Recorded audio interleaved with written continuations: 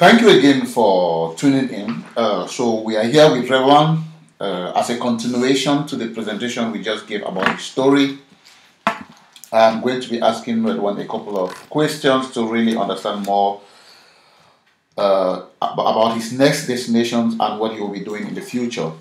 So Rewan, good morning. Good morning. You've traveled the world as we could hear from this story. What will be your next destination and what will you be doing exactly?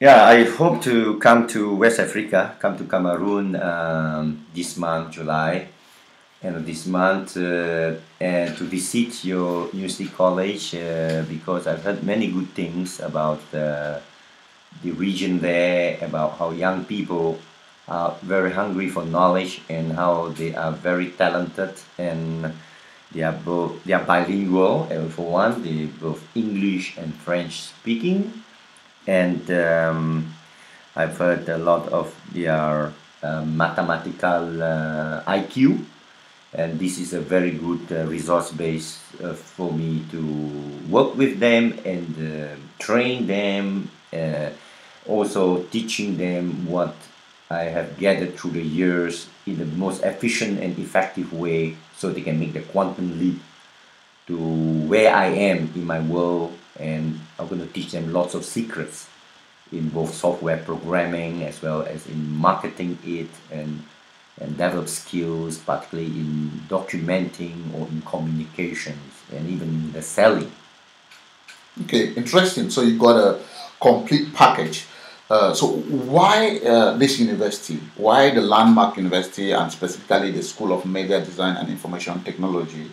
How different are your activities going to be from any other university in Cameroon? Because we know that we have state universities, we have private universities, we have even really universities run by religious institutions. So Cameroon is not that poor in terms of universities. So what is going to be unique about what you're going to be doing in this university? Okay, first thing is that I've gone all over the world and I spoke to many universities, even from Venezuela to Brazil to Japan to Europe and Asia. And why first I want to work with a private university, and this particular university is because it has a different approach to curriculum. It desires to address the real issue of unemployment and underemployment, because education today is still very not up to date, it's still very lacking, and we find many thousands of graduates, even in my own country, in Malaysia, do not have the right skills and attitude or aptitude to get a job readily. And the world has vastly changed, so we need a difference. And that's why in this university, I see there are elements that is going to be a more different. Okay, so amongst these elements, if I was to enroll in this university after your coming, because from what I understand, you're going to come and reorganize the curriculum for it to take a particular direction. So if I was a student who is going to start, say, in October 2014, what do I expect? What are the activities? What are the new activities am I going to be doing? What are the advantages am I going to have attending this university? I already have written a series of courses for university in Malaysia, which has been published even as a book called Open Source ERP. And because of my many years, close to more than 30 years of experience, I'm going to sort of compress them in a Pareto principle, which means that 20% of my knowledge and experience has 80% impact. And I'm not going to go into the whole length of what a student needs to know, because there are certain shortcuts that we as experts know. For example, when you talk about communication, we already have gone through many experience and role play and exercises to develop a good effective speaker, and I will be introducing this type of subject to the school. And when you talk about programming, even Java programming is very complex, and I will introduce to certain type of uh, project code or source code that you can learn or kill many birds just with a single stone, just learning just a particular application. And as well as we will experiment and profile the students, because some students may be very technically oriented, then we'll give them more technical challenging thing, but some students may not be interested in the IT aspect. We'll give them more communicative work or challenges, and some may want to be, for example, like business, and we'll give them a challenge of how to sell such projects and work in a team with other students, and it will be done in a game theory mode. That means they will have games, treasure hunts, many outdoor scenarios, because learning should be fun, it should be play. And I hope to work with this university, because knowing you as the founder of this university, you're very open to these ideas, and I'm very encouraged to at least give these ideas a chance there. Okay, thank you very much. And the students, you talk about them putting their skills into practice, from what I understood. So, will this be in a laboratory setting, or how is this going to be carried out? If the students are going to be working in the team, how do you plan to expose them to the global market? Yeah, because I am part of a global open source free project for software. Number one, they will get a chance to go into this network of projects and users and customers in a real world scenario, from west in US, Latin America, to right to the east, Japan and Australia, and even in the middle, Europe and Africa. We have many users, many implementers of different size and shapes. Some are in the business, some are in the technical aspect, some are in the training, some are in the documenting and testing. So there will be something that fit them. But to answer your question is, their laboratory is the world, and therefore it is online. That means you can work from anywhere, not just in Cameroon, not just in Germany. You can still be in your village, as long as an internet line or email to access the mailing list. And you can work in, we can experiment with very versatile teamwork, and I like it to be in a game theory where one team will fight against the other team, because this gives them incentive. This is what young people are today. We see how they are addicted to cyber games, for example, because it is boring to be just in the classroom and one-way communication, and there's no challenge. So I want to look at how to change that gradually and measure it is effective for them to pass at the same time the tertiary academic degree pursuits of their choice. Oh, very interesting. So, from what I hear, a student coming to the School of Media Design and Information Technology should expect, say, from day one to already be involved with practical projects with clients all over the world and in Cameroon, which is very interesting. Myself, I read the World Bank report, which actually says that the problem of unemployment and underemployment is also based on the fact that students don't acquire skills. So what you're explaining is surely going to go ahead to solve this problem. But you are an IT specialist. There's one question that always comes in the mind of many of these prospective students, or students in general. What about students with no interest in IT? Does this concern them? Yeah. As long as the student has passion to improve himself or herself, and why somebody has no interest in a certain aspect is because their talent lies elsewhere. Okay, in today's world, irrespective of where your talent is always relevant. There's always something for you to do. Let me take, for example, in one of my talks, I have a student who approached me and say that what you do is so exciting. I like to follow you around the world, but I am not in the IT field. So I asked her, what actually are you pursuing in your faculty? And she said, I'm in dramatic arts. We perform in theater. And I told her, I also have interest in that. In fact, I've done movies in my home country. I've done sitcom scripts.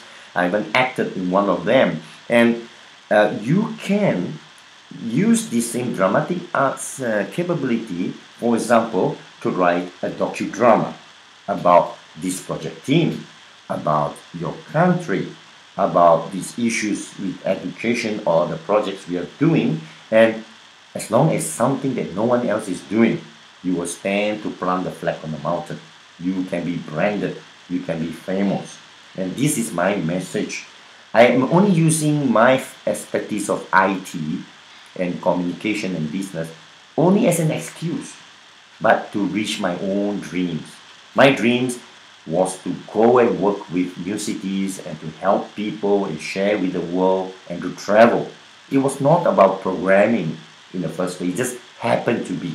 So, irrespective of where your interest lies, it can be in agriculture, it can be in trading, it can be in doing writing, anything, as long as you are willing to open up and value add and be creative, we can help you there.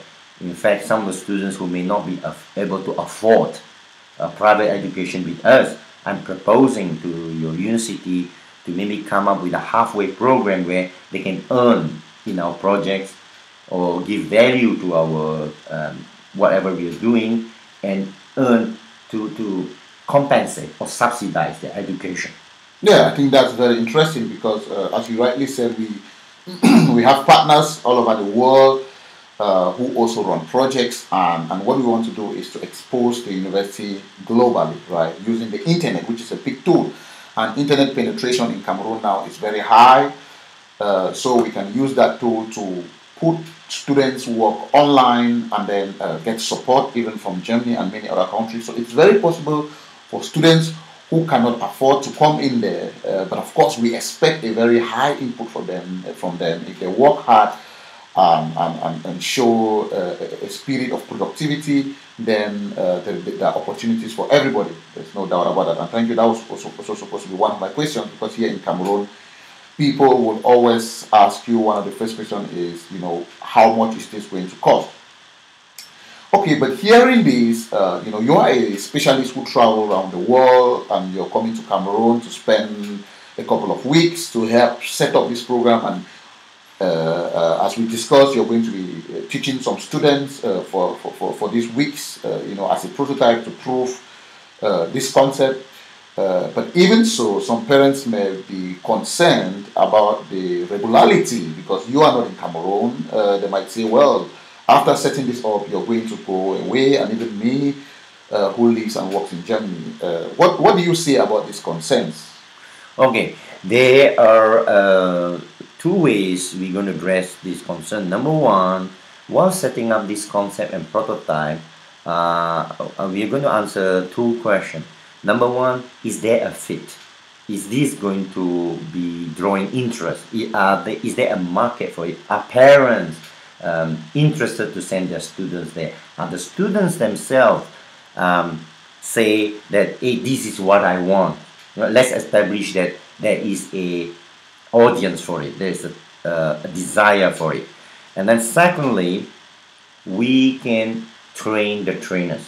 We can identify the top of the cream. There may be students who have leadership skills, managerial skills, which we can appoint as tutors that we can train in turn. They're not going to take months or years to play this role. They can play it almost from day one, because we are setting up this game theory of pitting against each other. Some would naturally be more communicative and able to lead, and they will therefore use their creativity to continue the session to lesser students, and we let it distribute out.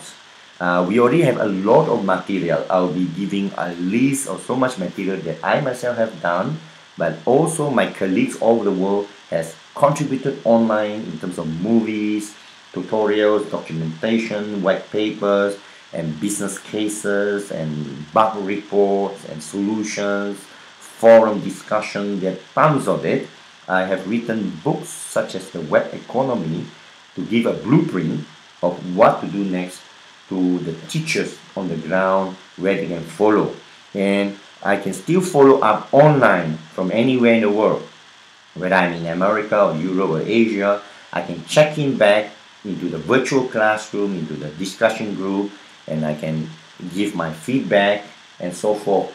But if I find that there is overwhelming support, that both the government and the parents and the students really come into this university, I'm very willing to consider a long-term arrangement where I want to be spending more time at your university and East Cameroon, because hey, this is Africa. It's very exciting, and I've been through Europe.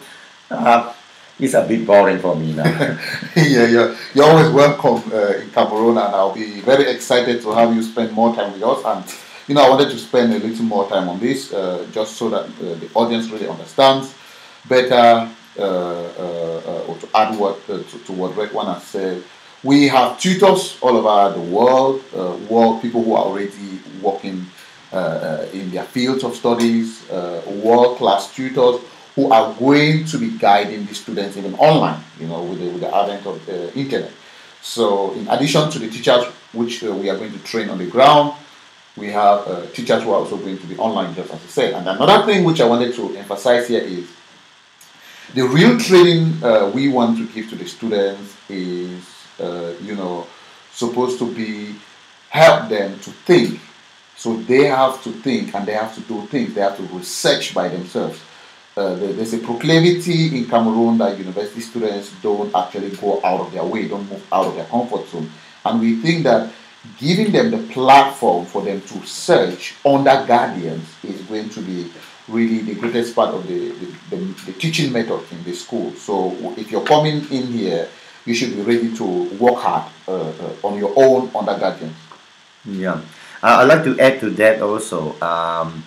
The problem with even in my country, many graduates, this is already admitted by the government, fail to think, fail to be creative or innovative, which in today's modern world, the 21st century, what makes a knowledge worker very valuable is those abilities, because nothing stays the same even within a few months. Everything changes. The internet is changing lots of things, and there's a lot of opportunities. And what it means also, it is now possible for a Cameroon youth, for a Cameroon student, to give an idea that can become very big and become noticed by Google or Facebook in California, even without them going to California or leaving their home. Just like I started in my farm for the last beginning of the few years, since 10 years ago, I became famous even without me leaving my farm. I get phone call, I get contacts from New York to Middle East to Africa to Japan to Asia, jobs, paying jobs, who paid me online without me leaving my farm. So that was a dream job that is now possible to anyone, anywhere, including Cameroon. As long as you have the talent, the imagination and creativity, willing to explore on your own. And in our teaching method, we are not actually leaving you on your own. It's the Socratic method, already done and founded many thousand years ago during the Greek enlightened age those days, and in many other societies, in the Eastern Oriental societies, such old wisdom was that the teacher does not actually give the answers. The teacher recognizes the student's talent and asks through a series of questions to draw out the student to realize his inner talent. Many students today have talents, unique talents, but they are suppressed by a too structured education, right? So we are more organic. We allow the student first to explore. We do profiling tests on the students to identify if this student is of the type of this left brain or the right brain or these skills. And once it's identified, we find a fit for them in a wholesome village of learning, and that's where they move forward from there. This is still going to be an experiment, but we have to try this, and it's a challenge, and it's very exciting to see what's going to happen next. Okay. Thank you very much. You spoke about this being an experiment, and that's also one of the concerns I've received even with the marketing team from the field, saying that parents say, "Oh, okay, this is a new concept. We have to wait for it to be developed." But do you know an example of a university, of a structure that has, tried something in this direction, which you can share with us? I mean, you travel the world, and you probably have met something similar to this. There are many uses I've gone to, and they like to try these. They recognize as problem and failure of the present situation, but some of them have their own constraints. For example, I was in Venezuela, and Venezuela is in the crisis today. It's a failed government of a communist state that's not able to, is very rich with oil. And they do have no budget for the universities. Lecturers there are paid under $100 a month. So that's the constraint there. And I've been to Eastern Russian countries also, but but some are controlled by the states, and it has a bureaucracy. Why I'm interested in university is because you are willing to change, and you're willing to try new ideas. I can share with you my own country's success and failure stories. Now, my country, under the stewardship of the two former prime ministers, Dr. Mahathir Mohamad, is world famous. He transformed our country from the backwaters in the 60s and through the 80s and 90s into an industrial country. Malaysia today is world famous with the Petronas Twin Towers and the F1 circuit venue in Sepang, and of its buying over Lotus Engineering for its national car project. And Malaysia is the top producer and exporter of transistor, microprocessor transistor.